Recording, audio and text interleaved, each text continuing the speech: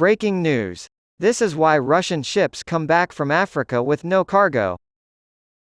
Russia's exports to Africa primarily consist of farm machinery, weapons, and technological services, so the country reaps 85 rubles for every 100 traded. However, the rest of the 15% stays within the continent of Africa. Nikita Gusakov, speaking exclusively to People Daily, said, "When our ships come to Africa, they return to Russia empty. We'd like to see this changed because it's difficult for Russia to source enough African-made products. The trade ecosystem between Russia and Africa, worth an estimated $18 billion in 2017, relies heavily on Gusakov's connections. As the head of the institution responsible for determining what goods and services Russia will import and export, he is at the center of trade policy decisions in his country. He plays a role in the selection process for the Russia-Afrexim bank loans that go to Russian and African businesses. This is a branch of Russia's Exim Bank that was set up to improve business ties between the two areas. The bank provides the necessary guarantees to make international trade possible. Without its insurance services, ships would be unable to leave harbors on either coast. Middlemen. Russia wants to increase trade and other forms of cooperation, including military, between the two regions following the high-level talks between 17 African presidents and their Russian counterparts and hundreds of business leaders from the two divides last week. And it's on the lookout for African businesses that make use of the three products and services provided by Afrexim Bank.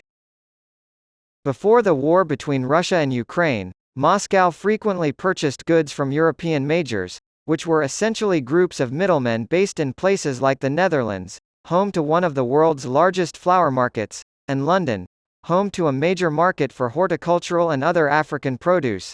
Russia is the sixth largest consumer of tea in the world, and with European companies and businesses sanctioning the country due to the ongoing war, the country has seen an opportunity to import directly from African source markets, including Kenya.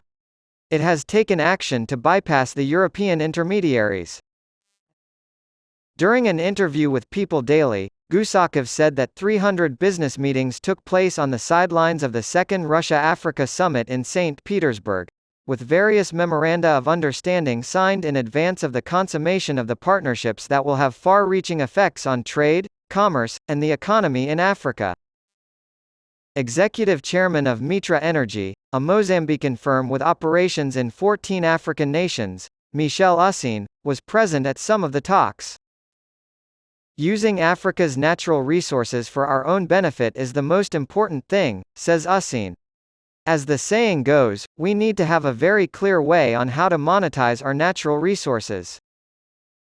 Mitra Energy has made use of a number of resources, and oil and gas are among them. The mining industry in Mozambique is one of his company's many customers for these energy sources. He's worried about tapping into natural gas potential to boost electricity production. "How do we increase capacity of electricity production today?" he inquires.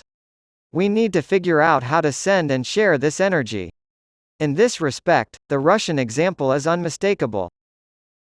The use of traditional or green energy like solar and wind to power Africa's industrialization has been the subject of much debate, but there is a growing school of thought among experts that these green sources are not sustainable in the long run from an industrial standpoint. For industrialization, traditional forms of energy are required. Gusakov argues that Africa cannot benefit from green energy. Natural gas is the most environmentally friendly option. Mozambique has enormous untapped natural gas reserves. This, then, is Mitra's sweet spot. Energy is setting up shop in an effort to increase its foothold in the African energy market. Many countries in Africa, including Mozambique, Tanzania, Nigeria, Algeria, and Libya, have abundant natural gas reserves. All of these groups need to consider how they can help accelerate Africa's progress over the next half-century.